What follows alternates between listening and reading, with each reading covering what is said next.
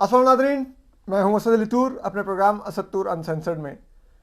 आज जो हम आपको बताएंगे वो जो आज हमने समाअत देखी है सुप्रीम कोर्ट में पिछले 2 दिन में, इसका कुछ परेशान कुन अहवाल बताएंगे कि कमरा अदालत में माहौल क्या होता है, हमारी मुंतखब क़यादत को किस तरह से तहकीर का निशाना बनाया जाता है, हमारे मोअज़्ज़िज़ जज साहबान कैसे अपने कमरा अदालत में उन बेंच में एक अपने ही अवतार के खुदा बने बैठे होते हैं। गुफ्तगू क्या हो रही है, क्या माहौल क्या है, ये अजीबो गरीब एक परेशान कुन मेरे लिए। मैंने ये 2 दिन बहुत तकलीफ महसूस की है इस कमरा अदालत में बैठ के। मैं आज ये आपसे शेयर करना चाहूँगा, और ये इसलिए शेयर करना चाहूँगा इस मुल्क के वोटर को, इस मुल्क के सिविलियन को, इस मुल्क के टैक्स पेयर को उसकी औकात पता हो कि जो लोग आपके टैक्स के पैसे से चलते हैं, मेरे आपके पेट काट के जो इदारे चलाए जाते हैं, वो हमारे ही मैंडेट की किस तरह तौहीन करते हैं, उसको किस तरह धमकाते हैं, उसको किस तरह दबाते हैं। आज ये सारी बातें मैं आपसे शेयर करना चाहूंगा। आप देखिए, वजारत दिफा ने जी एक ब्रीफिंग दे दी। आज सबसे एक फनी चीज हुई, पूरे मुल्क में एक हिजान बरपा है, एक क्यास है, एक इज़्तिराब की कैफियत है। तमाम सियासी जमातें सुप्रीम कोर्ट के 3 जजेस ने बाकायदा तौर पर आगे लगाई हुई हैं, उनको अपने हथौड़े से हाँक रहे हैं जानवर की तरह कि ये करो वरना फिर हमारा ये फैसला फील्ड में है, फिर उसके नताइज होंगे, फिर देख लेना, ये मनी बिल के ये नताइज हैं, फलां चीज़ के नताइज हैं। और वो बेचारे मिनमना रहे हैं, बिल बिला रहे हैं, इधर उधर हो रहे हैं। उस माहौल में एक अदालत में एक तरीक़ाकार होता है। अगर आपके आगे केस, एक मिठाई का मैं एग्जांपल दे रहा हूं, तो वहां पर मैं समोसों और पकोड़ों के दलाइल लेकर नहीं आ सकता कि सर मिठाई का आप सुन रहे हैं तो समोसों और पकोड़ों का भी सुन लेता। तो जो मोअज़्ज़िज़ जज साहबान होते हैं, जो अदालत का बेंच होता है, वो कहता है हेलो, आपकी पिटीशन मिठाई की, आप मिठाई की बात करें, पकोड़े समोसों के केस हमारे सामने नहीं है। लेकिन आज कमरा अदालत में जब पूरे मुल्क के इज़्तिराब और हिजान पर बात हो रही थी, एक पंजाब के अंदर इलेक्शन मैटर पर बात हो रही थी, तमाम सियासी जमातों से चाहे दबाव डाल के कंसेंट लिया जा रहा था कि आप इमरान खान से मुज़ाकरात करेंगे, इमरान खान को मनाएंगे, ये माहौल चल रहा था। उस दौरान अचानक सलमान अकरम राजा साहब, जो इमरान खान साहब के वकील हैं, ठीक है, वो खड़े होते हैं, रोस्ट्रम पे आते हैं, कहते हैं माय लॉर्ड, वो मेरे क्लाइंट इमरान खान साहब को खौफ है कि उनको ईद पर गिरफ्तार कर लिया जाएगा, तो आप काइंडली उस पर ऑर्डर पास करें कि कोई उनको ईद पर गिरफ्तार नहीं करेगा। मोअज़्ज़िज़ मंदियाल साहब भी 2 सेकंड के लिए हक्का बक्का रह गए। उससे उन्होंने कहा मिस्टर सलमान अकरम राजा, ये मैटर हमारे सामने नहीं है उनकी गिरफ्तारी का, हम दूसरा केस सुन रहे हैं। उन्होंने कहा हाँ नहीं माय लॉर्ड, लेकिन अब आप ये भी सुन लें। उन्होंने कहा कि आप इसके लिए शायद किसी और कोर्ट भी गए। उन्होंने कहा जी हम लाहौर हाई कोर्ट गए हुए, लेकिन वहां से अभी तक फैसला नहीं आया। तो मोअज़्ज़िज़ बंदियाल साहब ने कहा भाई वहां से फैसला आ भी जाएगा, हमारा ये मैटर नहीं है। और उन्होंने सलमान अकरम राजा साहब की ये दरखास्त, जो ना रिटन थी, ना केस का हिस्सा थी, ना कोई पिटीशन थी, उसको जुबानी दरखास्त को उन्होंने रिजेक्ट कर दिया। यकीन करें, मैं 2 सेकंड के लिए हक्का बक्का मैं भी था कि ये सलमान अकरम राजा साहब पाकिस्तान के एक माने हुए वकील माने जाते हैं, ठीक है, इनकी लॉ की अंडरस्टैंडिंग ये है कि ये इमरान खान के लिए यूं खड़े हो गए सर वो उनको गिरफ्तार ना कर लें। मतलब फिर इमरान खान साहब के लिए ये हरकत कर रहे थे सलमान अकरम, तो सलमान अकरम राजा और अजहर सदीक की लॉ की अंडरस्टैंडिंग में क्या फर्क रह गया? सिर्फ इतना ही फर्क रह गया कि अजहर सदीक को आज लाहौर में इसी दरखास्त पर 1 लाख रुपया लाहौर हाईकोर्ट ने जुर्माना किया और सलमान अकरम राजा को बगैर जुर्माना के सिर्फ चपेड़ मार के वापस सीट पर बिठा दिया कि ये मैटर हमारे सामने नहीं है। इतना फर्क है दोनों में।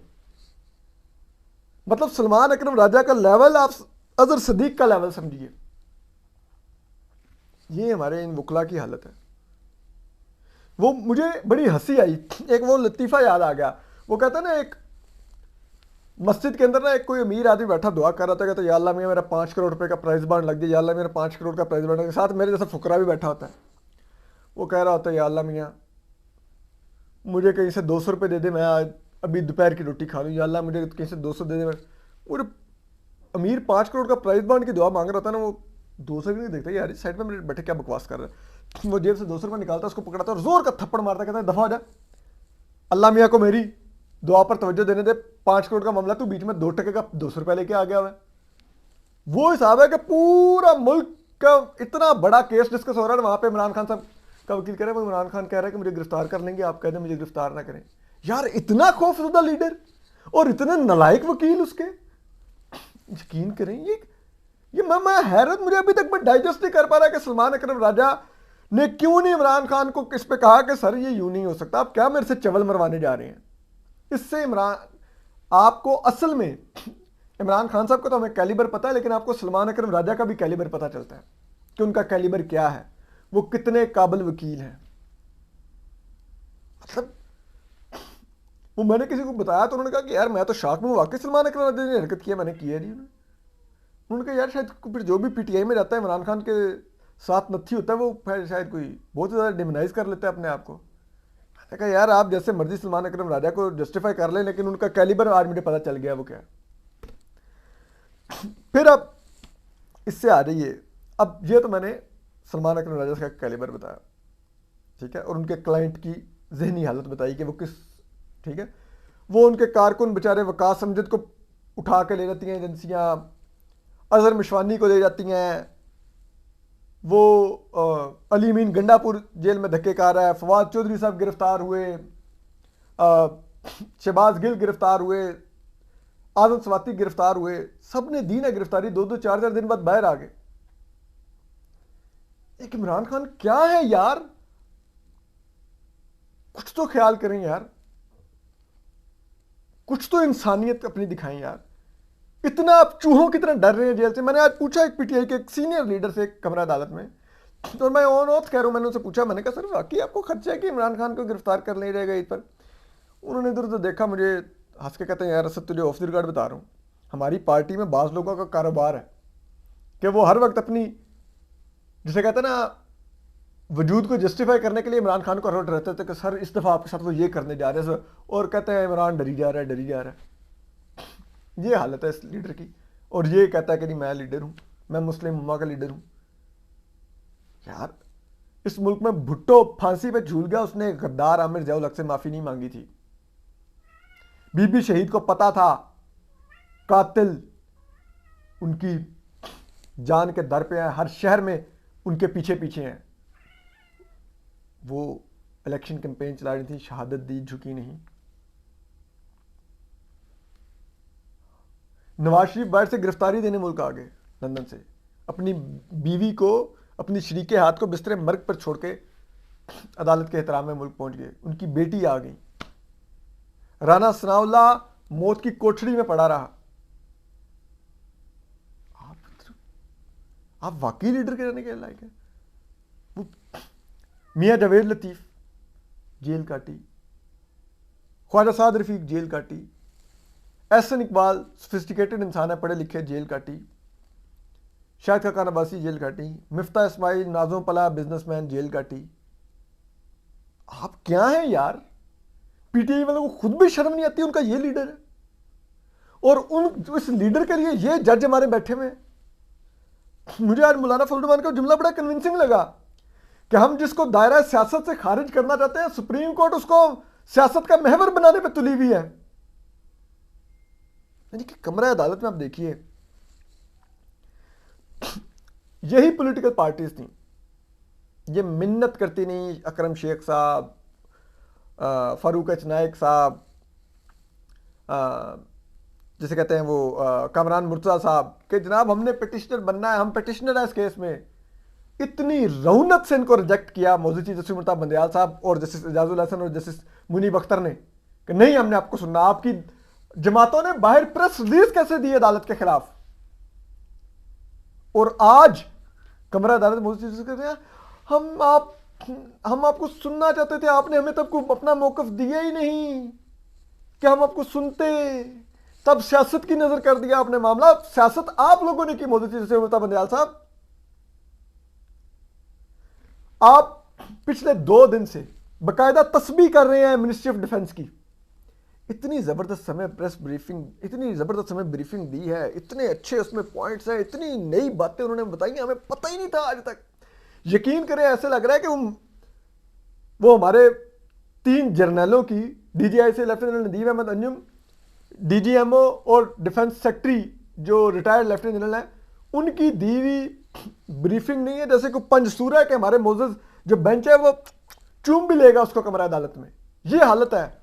इतनी उन्होंने अच्छी ब्रीफिंग दी है, इतनी यूजफुल उसमें इंफॉर्मेशन है। ये वो जब यही फाइनेंस मिनिस्ट्री के ऑफिशियल्स आए थे तो उनको यही बेंच नतायज गिनवा रहा था कि अगर आप हमारा हुक्म नहीं मानेंगे तो आपको कॉन्सिक्वेंसेस पता होने चाहिए। आज पूरे मुल्क की मुंतखब लीडरशिप कमरा अदालत में मौजूद थी और मौजूद ने बता रहे थे कि हमारा फैसला फील्ड में है, अगर आप मुज़ाकरात करके इमरान खान से मामला तय नहीं करते तो फिर आपको पता होना चाहिए कि इलेक्शन 14 मई को ही होंगे, 14 मई को। ये हमारी मुंतखब अदालत का क़यादत के साथ सलूक था जिसको मैं और आप वोट देकर भेजते हैं। और जब बात आ रही थी जर्नलों की, वजारत दफा की, इतनी यूजफुल उन्होंने ब्रीफिंग दी है, इतना ज़बरदस्त है उनका, तो हमारे जज साहब का उधर जहर ही बदल जाता था। जब हमारी मुंतखब अदालत हमारे सिविलियंस को इज्जत नहीं देगी तो जर्नल क्यों इज्जत देंगे? हमारे मुंतखब सियासतदानों को, हमारे इन सिविल ब्यूरोक्रेट्स को क्यों इज्जत देंगे? ये क्या है? और मादरत के साथ हमारे जजेस भी सिविलियन ही हैं, उनको ख्याल नहीं है कि ये सिविलियन हमारे पेटी भाई हैं। बार बार हमें अप्रिशिएट करते हैं, आप आए हैं, हमें खुशी हुई है, और खुद से अपने फैसले की तारीफ भी कर रहे कि देखें हमारे सामने तमाम जमातों की क़यादत पेश हुई है, किसी ने भी नहीं कहा कि हमने गलत फैसला दिया। भाई वो आपकी अपने मुंतखब ऐवान में, कौमी असम्बली में आपके फैसले की मजम्मत की करारदाद पास कर चुके हैं, कोई ख्याल ही नहीं है। और नहीं ये कर लें, वो कर लें, जुलाई, मतलब इतना मुझे हंसी आ रही थी कि मोदी जी सब कह रहे हैं, एक तरफ कह रहे हैं कि आप ना मुज़ाकरात कर लें, सिराजुल हक साहब ने जो तजवीज़ दी है ना कि जुलाई तक देख लें अगर इंतखाब जाता है तो, लेकिन आपस में कंसेंसस करेंगे तो फिर अदालत उसको अकोमोडेट कर देगी। और दूसरी तरफ कह रहे हैं लेकिन हमारा फैसला फील्ड में है, वो 14 मई का ही है, वो वापस नहीं हुआ। भाई कहीं एक जगह पे खड़े हो जाइए, या अपने फैसले को इन्फोर्स करवाने के लिए पोजीशन ले लीजिए, या फिर सियासतदानों को खुद आपस में बैठ के तय करना दीजिए। एक सियासी मसला है और उन्हीं का फोरम है, उनको तय करने दीजिए।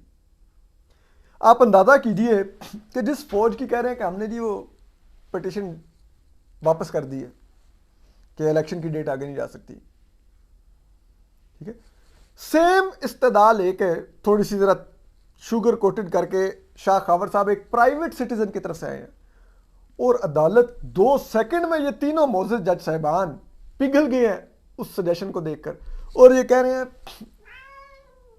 आए भी आए, शाह खावर साहब की पिटीशन के नीचे तमाम सियासी जमातें जमा हो जाए और सर झुकाकर हमें सुने और हमारी बात माने। मतलब सॉरी टू से वो कहते हैं ना, सख्त लोंढा पिघल गया तो सख्त बेंच पिघल गया, ठीक है। और अब वो फर्दर इन हुक्मरान इत्तेहाद को, जिसमें 9 जमातें हैं, 9 जमातों को जो वोट लेके आई हुई हैं, हमारी टैक्स पेयर से चलने वाली पाकिस्तान की सबसे बड़ी आईनी अदालत, वो कह रही है कि एक जमात को मना लो तो हम भी मान जाएंगे, इमरान खान को मना लो तो हम तीनों जज साहिबान भी मान जाएंगे, अगर इमरान नहीं मानेगा तो हम भी नहीं मानेंगे। Simple is the answer. यानी कि आप कुछ तो देखिए, ये पाकिस्तान की सबसे बड़ी आईनी अदालत है, आपने उसको पंचायती अदालत बनाया हुआ है जिसमें तमाम सियासी जमातों को आप दबा रहे हैं, उनको कह रहे हैं कि मानो इमरान खान से जाके उससे बात करो, इमरान खान को मनाओ। यानी कि वो इस अदालत का इतना लाडला है कि आप सियासी जमातों कहेंगे आप जाके उसको मनाओ। और यानी कि अगर इमरान मान जाए तो इस अदालत को आइन के निफाज की कोई फिक्र नहीं है कि 90 दिन आइन में लिखा हुआ 90 दिन में इंतखाब करवाओ। लेकिन अगर इमरान नहीं मानेगा तो फिर अदालत को आइन याद आएगा, फिर अदालत कहेगी नहीं 14 मई को इलेक्शन करवाओ। यह है इस मुल्क में आइन की हैसियत आइनी अदालत के लिए कि वो आइन एक शख्स के मनाने से मशरूत है कि अगर एक शख्स इमरान को मना लोगे तो आइन इधर गया, खड्डे में गया, एक कागज का टुकड़ा है, रद्दी में फेंक दिया।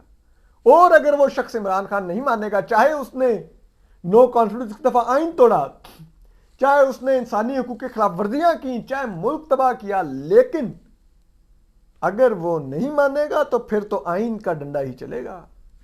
ये था आज कमरा अदालत में। और ये जो बदले बदले से सरकार नजर आते हैं ना, इस पर हम 2 स्टोरियां बड़ी करेंगे आने वाले दिनों में। ख्याल रखिए, अल्लाह हाफिज।